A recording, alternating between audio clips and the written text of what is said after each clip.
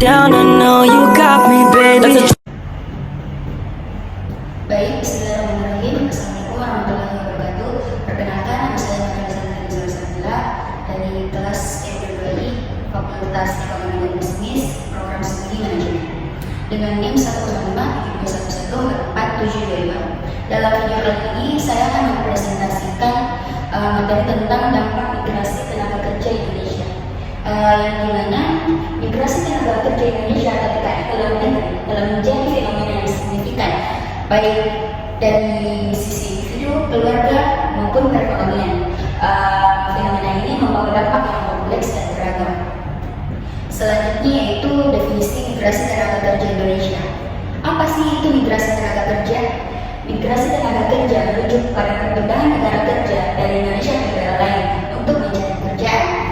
Proses migrasi ini biasanya dilakukan oleh individu yang ingin meningkatkan kesejahteraan ekonomi mereka dan keluarga melalui peluang kerja yang lebih baik di luar negeri. Selanjutnya yaitu ada faktor penyebab migrasi tenaga kerja di Indonesia. Faktor ini mencakup 4 bagian. Yang pertama itu keterbatasan lapangan pekerjaan di dalam negeri, di mana keterbatasan lapangan pekerjaan di dalam negeri ini salah satu alasan utama migrasi tenaga kerja adalah kurangnya kesempatan kerja atau ketidakmampuan sektor pekerjaan domestik untuk menyerap seluruh tenaga kerja yang tersedia. Dan yang kedua itu upaya lebih tinggi di luar negeri, di mana banyak pekerja migran yang mencari gaji yang lebih tinggi dan kondisi kerja yang lebih baik dibandingkan dengan yang ditawarkan di Indonesia. Yang ketiga itu keterampilan yang terbatas di pasar domestik, di mana beberapa individu dengan keterampilan tertentu yang tidak banyak dibutuhkan di Indonesia memilih untuk bekerja di luar negeri, di mana keterampilan mereka lebih dihargai. Dan yang keempat itu harapan meningkatkan kesejahteraan ekonomi, di mana banyak keluarga di Indonesia mengandalkan pengiriman uang dari anggota keluarga yang bekerja di luar negeri atau remitansi, bisa disebut dengan remitansi, sebagai sumber pendapatan tambahan. Baik, selanjutnya itu dampak migrasi tenaga kerja. Dampak migrasi tenaga kerja ini dibagi menjadi dua. Yang pertama itu dampak positif, di mana pekerja migran dapat memberikan remitansi yang membantu peningkatan kesejahteraan keluarga serta memperoleh pengalaman dan keterampilan baru. Yang kedua itu dampak negatif, di mana migrasi tenaga kerja juga bisa menimbulkan masalah seperti eksploitasi pekerja, penyalahgunaan oleh agen tenaga kerja, perpisahan keluarga serta ketergantungan pada bantuan dari luar negeri. Selanjutnya yaitu jenis-jenis migrasi tenaga kerja. Jenis-jenis migrasi tenaga kerja ini dibagi menjadi 8 bagian. Yang pertama itu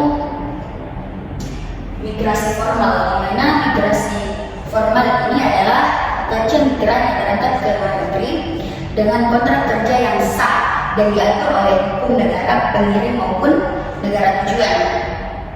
Contohnya yaitu pekerja migran yang bekerja di sektor formal seperti pesawat, tenaga ahli, pekerja konstruksi, atau sektor perhotelan. Yang kedua itu migrasi tenaga kerja terampil, di mana migrasi tenaga kerja terampil ini adalah pekerja migran yang memiliki keterampilan khusus dan pengalaman di bidang yang dibutuhkan di negara tujuan.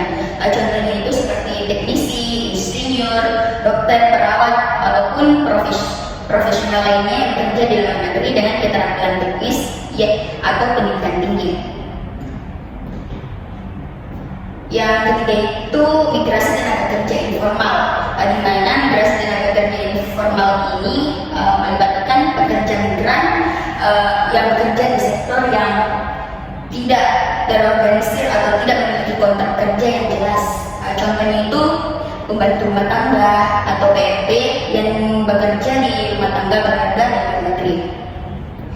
Yang keempat itu migrasi tenaga kerja tidak terampil, di mana migrasi tenaga kerja tidak terampil ini adalah pekerja migran yang tidak memiliki keterampilan khusus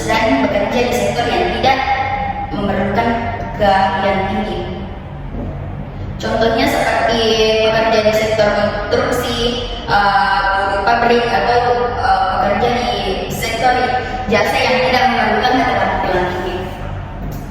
Yang kelima itu migrasi tenaga kerja legal, di mana migrasi tenaga kerja legal ini merujuk pada pekerja yang berangkat secara sah melalui prosedur yang diatur oleh pemerintah Indonesia dan negara tujuan. Contohnya itu seperti pekerja migran yang berangkat melalui agresi atau program pemerintah seperti program tenaga kerja Indonesia atau TKI yang bekerja sesuai dengan prosedur yang berlaku. Yang keenam itu migrasi tenaga kerja ilegal. Di mana migrasi tenaga kerja ilegal ini terjadi ketika pekerja migran berangkat tanpa mengikuti prosedur yang sah untuk melakukan dokumen di mana migrasi tenaga kerja ilegal ini terjadi ketika pekerja migran berangkat tanpa mengikuti prosedur yang sah atau berangkat tanpa dokumen yang benar.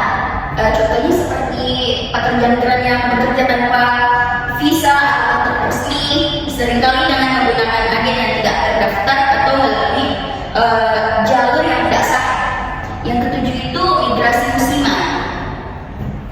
Migrasi musiman merujuk pada perpindahan tenaga kerja Indonesia yang dilakukan dalam periode tertentu dan umumnya terkait dengan pekerjaan yang hanya tersedia pada waktu tertentu saja. Contohnya seperti pekerja migran yang berangkat untuk bekerja di sektor pertanian di luar negeri pada waktu tertentu seperti saat panen atau bekerja di proyek konstruksi yang bersifat sementara. Dan yang terakhir itu migrasi tenaga kerja antar wilayah, di mana setelah migrasi internasional ada juga migrasi tenaga kerja yang terjadi antar wilayah. Dalam Indonesia itu sendiri pekerja berpindah dari satu daerah ke daerah lain dalam negeri untuk mencari pekerjaan yang lebih baik atau sesuai dengan keterampilan mereka. Contohnya seperti pekerja yang berasal dari desa atau daerah dengan tingkat pengangguran tinggi yang pindah ke kota besar untuk bekerja di sektor industri atau jasa. Selanjutnya itu pengaruh migrasi terhadap tenaga kerja Indonesia, di mana pengaruh migrasi ini terbagi menjadi dua, yaitu yang pertama pengaruh positif, di mana pengaruh positif tersebut itu mencakup 4 bagian ya.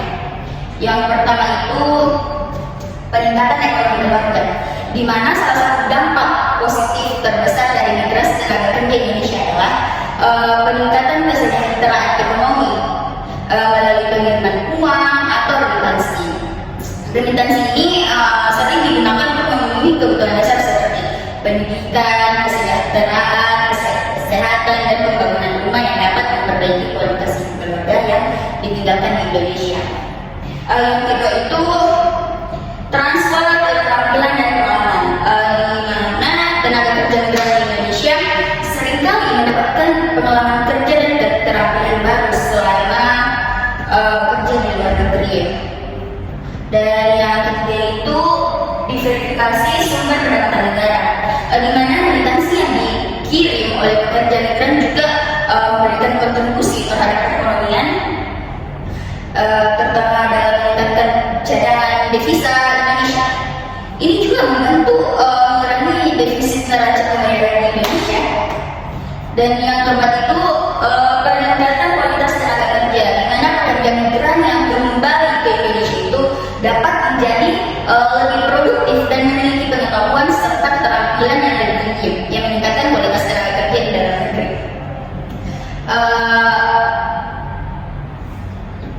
Selanjutnya itu pengaruh negatif.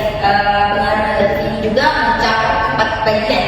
Yang pertama itu eksploitasi dan perlakuan buruk. Salah satu dampak negatif utama dari migrasi tenaga kerja Indonesia adalah adanya potensi eksploitasi terhadap pekerja migran.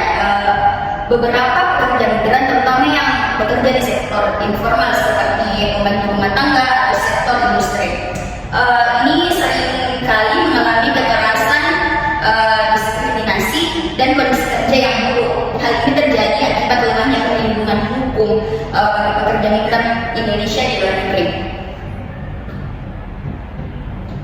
Yang kedua itu perpisahan keluarga, di mana migrasi tenaga kerja sering kali mengakibatkan perpisahan antara pekerja migran dan pekerja yang ditinggalkan di Indonesia.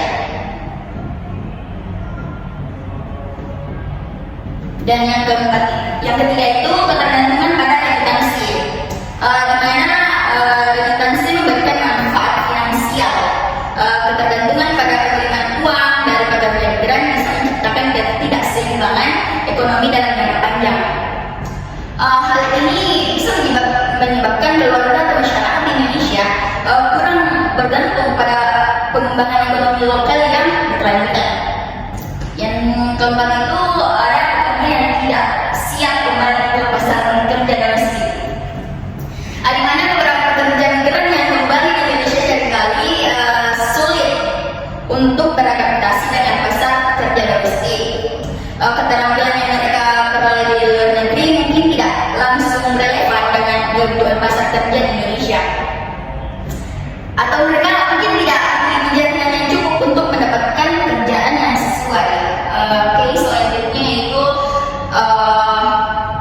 ada kesimpulan dari materi yang saya bawakan, yaitu migrasi tenaga kerja Indonesia dalam proses perpindahan negara kerja dari Indonesia ke negara lain untuk mencari pekerjaan yang tujuan utama meningkatkan kesejahteraan ekonomi pribadi dan keluarga.